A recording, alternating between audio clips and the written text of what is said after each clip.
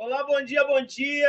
Hoje é dia 13 de julho, é o dia do rock! Você sabe por que hoje é dia do rock? Não? Vou fazer que nem um professor meu fazia. Vou dizer assim, ó, vá pesquisar. Tô brincando. Olha só, hoje é dia do rock, porque em 1989, eu acho que foi, a gente teve um evento chamava Live Aid.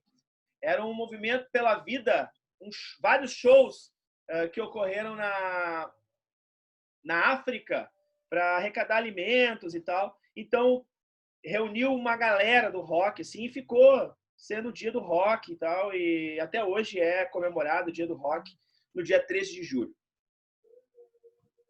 Vou baixar o volume, então a gente está gravando aqui a nossa aula. Hoje a gente vai discutir. Estão me escutando bem, né? Beleza? Certo. Então, hoje a gente vai continuar a nossa discussão sobre o período da Era Vargas, né? Na aula passada, eu falei, na primeira aula, eu falei para você sobre como foi o golpe de 1930, como é que Vargas chega ao poder. Depois eu disse a vocês que a gente teve o primeiro governo de Vargas, que foi chamado de governo provisório, e era um governo sem Constituição, né? E aí, na aula passada, a gente terminou a aula eu falando para vocês que havia uma indignação, né? Que havia um movimento contrário ao movimento de Vargas, que ocorria em São Paulo. E esse movimento que ocorria em São Paulo, aliás, foi nesse fim de semana que teve o feriado em São Paulo, justamente porque eles chamam lá de Revolução Constitucionalista. E o que é isso, né? A gente vai ver agora, então, eu vou pedir licença a vocês para compartilhar com vocês, e aí vou voltando aqui para a gente ir falando sobre as nossas... tirando as dúvidas. A gente está aqui agora com... deixa eu ver quantos... com 11 alunos em sala de aula, então, bom dia especial para Alisson, Carolina, Tieme, faz tempo que eu não te vejo, Carol, Giovanni, né? Gustavo Meneghetti, a Júlia Rodrigues, o Júnior, o Lucas, a Manuela, Lampert, o Rafael, Yuri. Né? Então, sejam bem-vindos e vamos para a nossa aula. Compartilhar a telinha aqui e era isso. Então, a gente viu aqui, ó, e aí, se vocês quiserem, por favor, participem, né? Perguntem, que eu vou escutar. Eu vou me suprimir aqui o meu rostinho aqui do lado, para a gente poder ter uma visão mais ampla. Então, a gente viu aqui, ó, que o período provisório ele vai ter essa revolução, a Revolução Constitucionalista de 32. Foi aqui que eu parei. Quem é que vai promover essa revolta, né? Que os paulistas vão chamar de revolução? Vai ser a elite oligárquica de São Paulo. Obviamente, eles estão extremamente insatisfeitos. Com o quê? Ora, eles perderam a mamata, eles perderam a teta do governo. Eles não estão mais no poder. Agora quem está no poder é uma junta militar com Getúlio Vargas, né? Eu falei para vocês, quem é que deu o golpe junto com o Vargas, né? Foi o Vargas, os tenentes, né? Nós tínhamos a oligarquia da Paraíba, a oligarquia do Rio Grande do Sul e a oligarquia que apoiou a oligarquia de Minas Gerais, porque ela foi traída por São Paulo. Então a gente vai ver São Paulo indignado aí, ó, por isso que vai fazer a chamada revolta constitucionalista.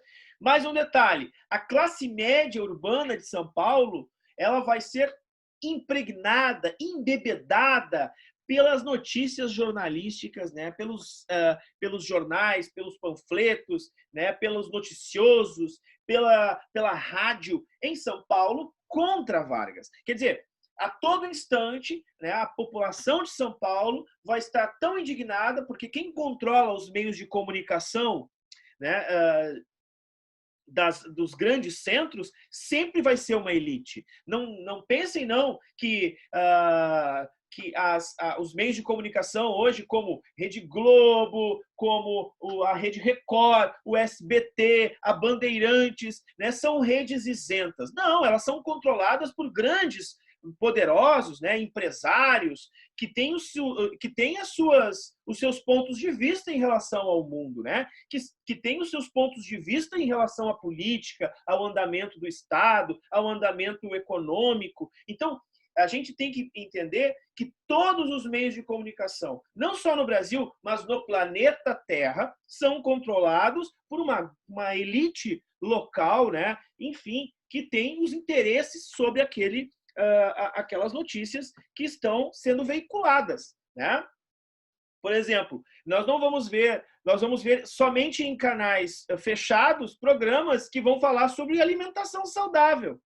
Agora, tu acha que a Rede Globo vai ficar, ou a Rede Bandeirantes, que tem o MasterChef, vai ficar falando sobre alimento com muito sódio, né? Que não comam alimento com muito sódio? Não, a Sadia, a Seara nunca mais vão vender ou fazer propaganda, comprar propaganda nesses canais. Por quê? Eles vão estar fazendo uma propaganda contra, né, as lasanhas, contra as comidas prontas que são cheias de sódio. E por que o sódio? Porque o sódio faz mal à saúde. Então, quer dizer, todos os interesses, sejam eles econômicos, sociais, eles são controlados pela imprensa. A imprensa em São Paulo vai estimular o povo, e aí eu troco de tela aqui, justamente para a formação de uma milícia, de um exército, o exército paulista, alimentado então por essa raiva ao governo Getúlio Vargas, com toda razão, porque Vargas toma o poder a partir de um golpe,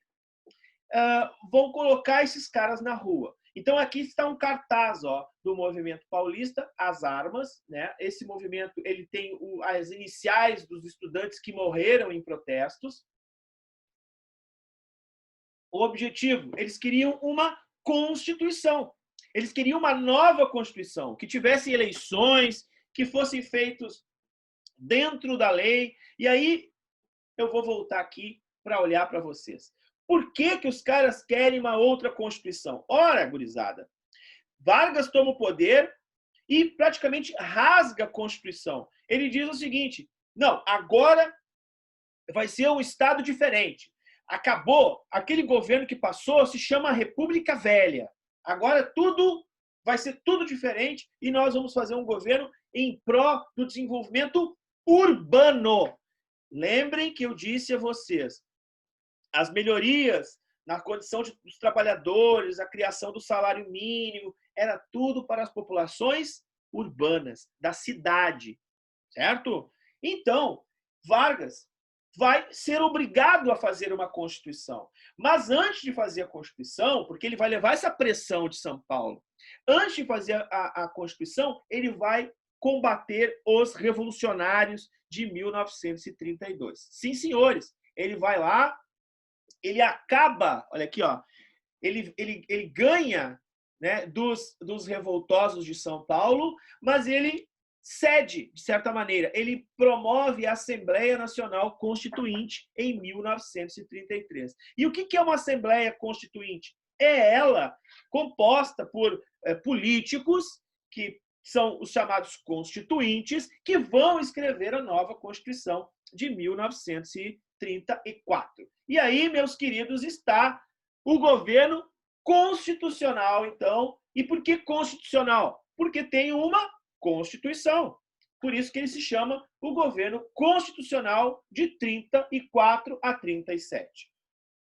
Então, este é o segundo momento da era Vargas. Lembrando a vocês, primeiro momento qual foi? Primeiro momento, está aqui, período provisório, de 30 a 34. Segundo momento, período constitucional, de 34 a 37. E a Constituição de 34? Características importantes que tu tem que anotar.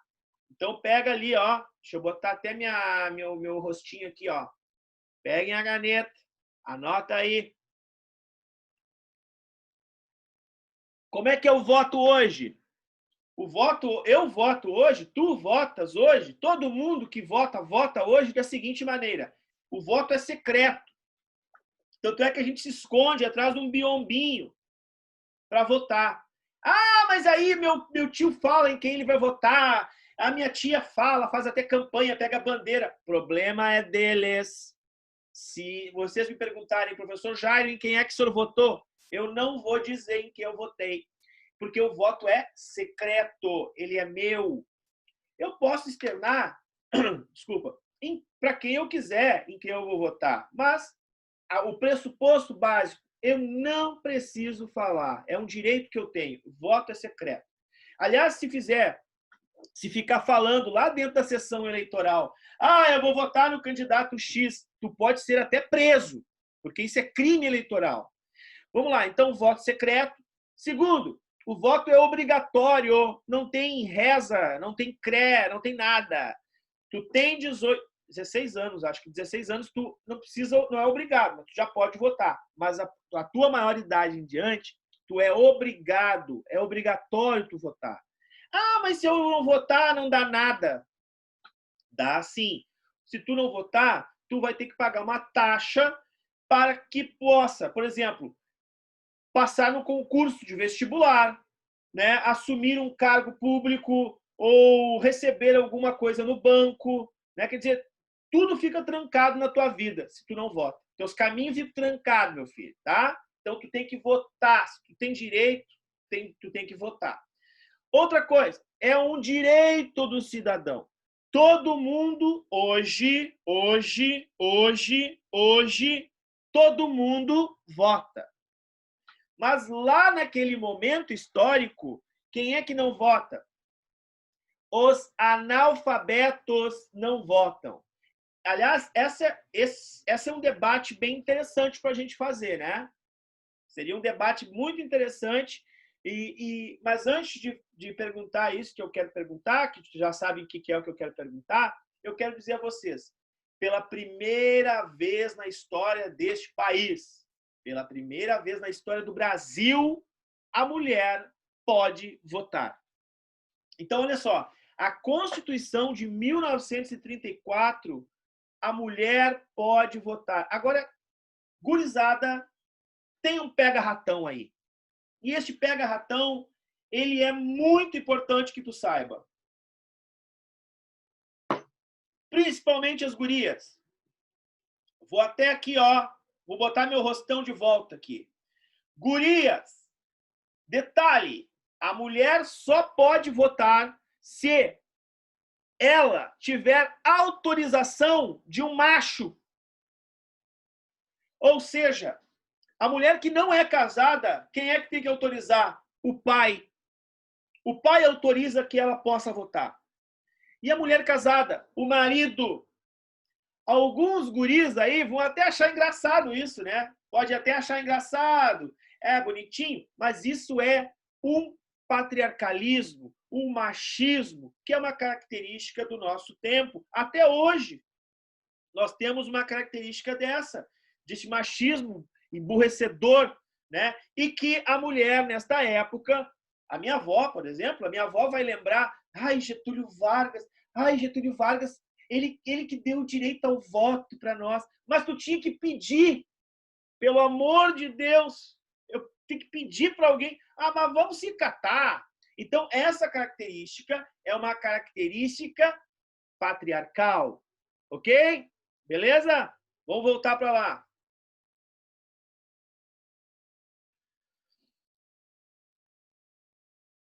Ele cria... exclui os analfabetos. E aí vem a pergunta. A pergunta que eu quero fazer é o seguinte. Eu queria saber de vocês, se alguém gostaria de participar aí, o que vocês acham? Hoje os analfabetos votam. Vocês acham que os analfabetos devem continuar votando ou vocês acham que isso é um erro? Que só pessoas letradas têm que votar? O que vocês acham?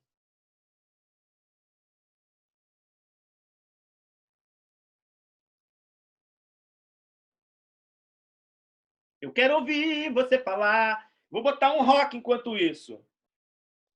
Ué, é claro que pode. Eu acho que, na minha opinião, pelo menos, eles são pessoas normais como nós. O fato de ser analfabeto não tira, né, a liberdade deles de votar também, né? É o direito de todos fazer a votação, de votar é o direito de todos. Por que excluir eles, né? É a mesma coisa de excluir mulheres e negros. Todos nós somos pessoas, todos temos direitos na Constituição, minha opinião. E aí, o que vocês acham? Concordo com o Yuri? Quem não concorda?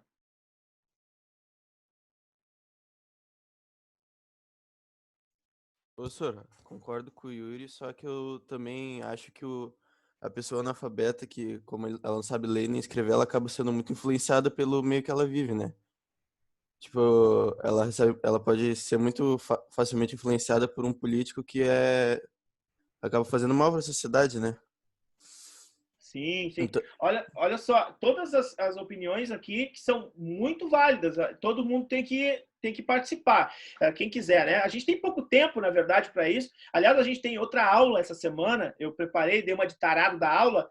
Preparei uma aula para sexta-feira, tá? Então, sexta-feira a gente se encontra de novo para continuar a discussão. Mas, vê se vocês concordam comigo o seguinte. Olha só, eu conheço uma pá de gente, olha, muita gente letrada que é enganada pela mídia, que é enganada pelo WhatsApp. Né? Eu conheço muita gente letrada que acredita que a Terra é plana. Gente, olha, eu conheço muita gente letrada que acredita que maconha se cheira. Eu conheço muita gente letrada que acredita que o videogame faz mal para a saúde. Eu conheço muita gente letrada que consome drogas. Então, gente, essa história assim, ó, de que pessoas que não são letradas, né? Elas têm a capacidade, elas podem ser facilmente enganadas, manipuladas por uma elite política no Brasil ou por ideias políticas. Eu faço a seguinte provocação: vocês acham que as pessoas letradas também não são? Né? Então, eu acho assim, ó, concordo plenamente com o Yuri. Eu acho que o Yuri está muito correto. Eu acho que todos nós, né, temos o direito de escolher o que a gente quer. E eu acho que o Lucas também concorda. Ele falou que concorda com o Yuri. Mas aí, Lucas, eu acho que todos nós somos capazes de sermos enganados. Se nós somos ou não letrados. Sendo ou não letrado, eu acho que a gente pode ser enganado. Então, eu gostaria que vocês pensassem sobre isso, né? É óbvio que eu não vou exigir que vocês pensem como eu, ou como o Lucas, ou como o Yuri, mas que vocês pensem sobre a democracia. Né? A democracia é isso, né? A democracia é a gente ouvir o outro e ser capaz de tentar entender o outro, não precisa, sem concordar com o outro, mas tentar entender o outro, não preciso concordar. Mas eu tentar entender e, se possível, mudar a minha concepção sobre as coisas também, quando tem que ser mudada, né? Quando não tem que ser mudada, não precisa ser mudada. Mas é isso, certo? Então vamos voltar lá para nosso slide, que eu quero mostrar para vocês o seguinte. Eu quero mostrar aqui características importantes aqui do período constitucional. Primeiro, ele cria uma justiça só para isso, uma justiça chamada justiça eleitoral. Antes não existia justiça eleitoral. Então, era pouco sério, levava-se pouco a sério as eleições. E por isso que havia muita corrupção nas eleições. Lembram? Era a chamada eleição do curral eleitoral, do voto a cabresto, né? Eleição na ponta de pena, tinha todas essas características a República Velha. Né? Corporativismo é uma característica dos governos nazifascistas. É uma característica de deixar a corporação pensar como a corporação. Então, ele vai criar o corporativismo. Ele confirma as leis trabalhistas, todas aquelas leis lá do governo provisório que ele criou, salário mínimo, direito a férias, ele cria na Constituição agora. Então, todo mundo vai ter direito a isso. O mandato presidencial tem 4 anos. não só o presidencial, mas o mandato do executivo. Ou seja, esse ano nós temos eleições para prefeito. Prefeito é um cargo executivo. Então, o prefeito tem 4 anos. Até hoje é assim no Brasil, né? Muito bem. Só que aí tem um problema na nossa tela aqui. Olhem para nosso slide aqui. Tem um probleminha aqui. Ó, mandato 4 anos. Certo? Olha lá em cima.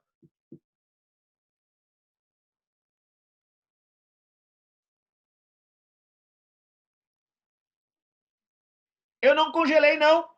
Eu estou parado só para vocês verem que deu problema. Então, olha aqui, ó. Primeiro presidente eleito vai ser eleito de maneira indireta. É ou não é malandrão, hein, o Getúlio Vargas? Ele vai criar uma Assembleia Constituinte e vai dizer assim, ó. Bom, vamos criar uma Constituição, mas eu gostaria muito que vocês escolhessem um novo presidente, viu? Escolham aí, viu? O novo presidente, viu? E ele vai ser escolhido pelos próprios parlamentares de maneira indireta como o primeiro presidente da era constitucional deste país que a gente está falando hoje, certo? Então, criaturas, vou fechar aqui.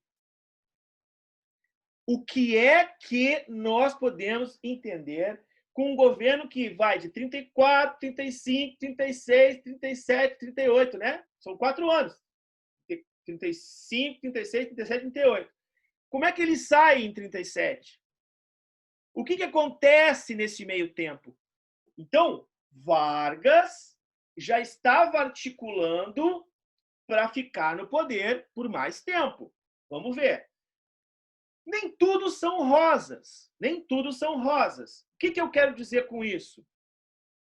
Está indo muito fácil. Ele cria uma Constituição, ele cria mandato de 4 anos, ele é eleito presidente e o Estado tem uma intervenção na produção de minérios.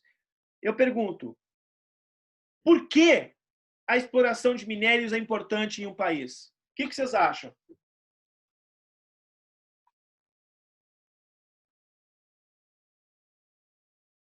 Exploração de minérios. Para que serve o minério? Produzir riqueza, energia. Produzir energia, produzir ferro, produzir o níquel, produzir alumínio, extrair ouro, extrair o nióbio. Ah, o nióbio. Achou que eu ia esquecer do nióbio, né? Do Jair. Então, olha só. O estado que mais extrai isso desde o começo do Brasil, colônia, que estado é? Tem o próprio minério no nome? Minas Gerais. Minas Gerais. Então, o estado de Minas Gerais é um estado que parece o quê? Ele parece a lua, de tanto buraco, né? De tanto buraco de extração de minério. Então, é buraco aqui, buraco ali, buraco lá, buraco colar. Cidades importantes no início desse século XXI foram soterradas pela lama em Brumadinho, pela lama em Mariana, justamente porque as pessoas só visam... As pessoas não, né? As empresas mineradoras só visam o quê? O lucro. Visam o lucro, porque dá muito dinheiro. Imaginem que as telas dos nossos celulares, as baterias de celulares são feitas com minério que se extrai e que se tira aqui de Brumadinho, de Minas Gerais, e que se tira do Pará, por exemplo, e que se exporta para a China, e que se exporta para a Coreia do Sul, e que se exporta para os Estados Unidos. Quer dizer, a exportação de minério, o minério para o regime ou o modelo industrial capitalista, ele é muito importante. Muito importante. Então, queridos, eu quero dizer a vocês o seguinte: o Brasil vai ser o grande interventor na exportação, na exploração de minério. Por quê? Porque Getúlio Vargas vai investir na industrialização de base. Pega a caneta e anota. Indústria de base. Ou seja, a indústria do minério é a indústria da indústria. Eu preciso de máquinas na minha indústria para produzir. E eu, para ter máquinas, tenho que ter ferro. E para ter ferro, eu tenho que explorar o subsolo para vender este minério, para produzir, para transformar ele em ferro, em ligas. Certo? Então vamos lá. Nem tudo são rosas, como eu diria para vocês. Por quê? Porque o Brasil está dividido. E o Brasil começa a ser dividido em duas alas políticas extremas. Uma do lado direito e outra do lado esquerdo. Já em 1930. Então, vejam bem, em 34, nós temos dois movimentos políticos, duas correntes políticas no Brasil, antagônicas, ou seja, que elas são opostas, e elas se odeiam, e elas querem que o seu modelo seja um modelo para o país. Isso é uma coisa muito parecida com o que acontece hoje. Então, vejam bem, eu vou começar pelo movimento chamado AIB. Este movimento, que é um movimento até hoje, né? Hoje, principalmente hoje, né? É um movimento que o Estado condena, porque é um movimento antidemocrático. E a gente vai ver o porquê que ele é antidemocrático. Então, a Ação Integralista Brasileira é um movimento de grupos fascistas. Agora, por que isso acontecia no Brasil? Ora, a gente tem que pensar o Brasil dentro do contexto internacional. Então, a gente, como teve aula lá no primeiro semestre, falando sobre o movimento fascista, falando sobre a Segunda Guerra Mundial, né? A gente consegue compreender que o movimento fascista nasceu na Itália. Então, o Plínio Salgado, que é esse cidadão que está aí, ó, do nosso lado aqui, né? Ele é um descendente de italianos. Então, este movimento, que é um movimento que tinha um lema Deus, família e pátria. Olha só, Deus, família e pátria. Ou Deus, pátria e família. A gente podia dizer que Deus acima de tudo e o Brasil... Não, como é que é? Brasil acima de tudo e Deus acima de todos. É uma coisa muito parecida com isso. Então, olha só, Deus, pátria e família. E tinha uma expressão que era uma expressão indígena. Olha que contradição, né?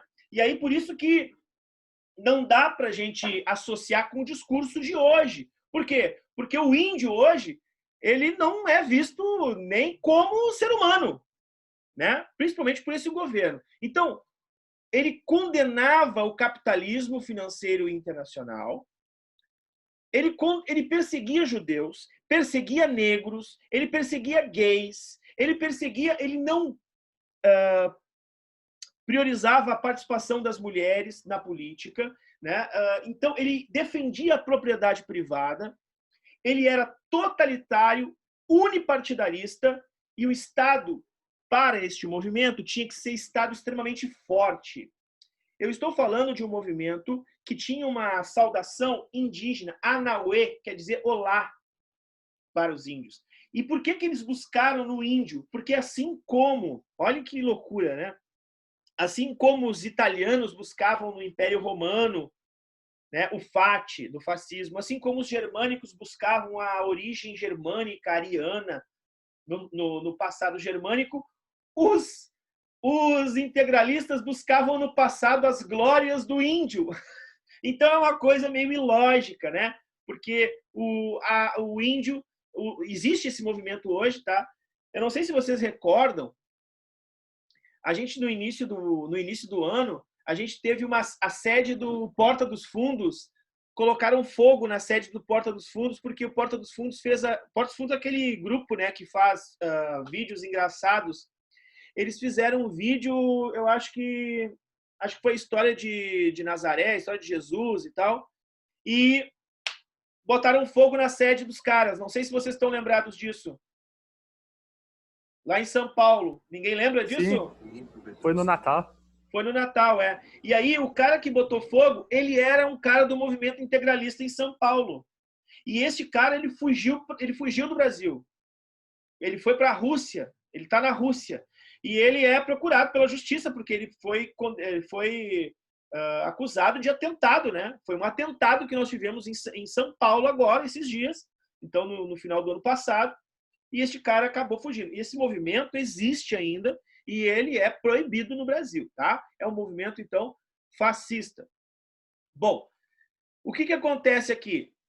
O Plínio Salgado, então, ele vai ter apoio de setores da igreja, que são setores que combatem o comunismo, combatem o ateísmo, a classe média alta e a classe média baixa, alguns empresários capitalistas, os imigrantes e os descendentes de italianos e germânicos. Por isso que nós vamos ter muita participação no Brasil, no Rio Grande do Sul, né, a adesão a esse movimento. Aliás, eu digo mais, né?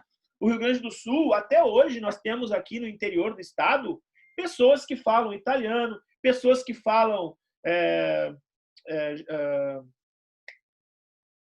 alemão, né? Que falam a língua germânica. Essas pessoas, na verdade, o saudosismo, né, são pessoas que vivem nas suas comunidades, né, falando a língua, né, do seu passado, dos imigrantes. Então, as ideias, lá em 1934, as ideias do mundo italiano, do mundo alemão, acabavam chegando aqui. Essa noção, né, de integralista era uma noção que estava dentro do seu contexto. Hoje a gente olha para isso, né, sabendo o que foi o nazismo e condena. Mas as pessoas, naquele momento histórico, acabavam vivendo e achando isso muito natural, né?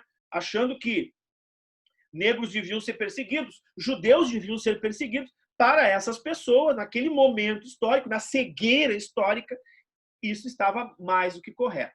Se a gente viu a extrema-direita, faltando 5 minutos para terminar nossa aula, nós vamos olhar agora para a esquerda. E a esquerda tem um grupo chamado ANL, Ação Nacional Libertadora. Ela é uma Aliança Nacional Libertadora. É uma aliança de esquerda, comunista, socialista, democrática e simpatizante da esquerda em geral.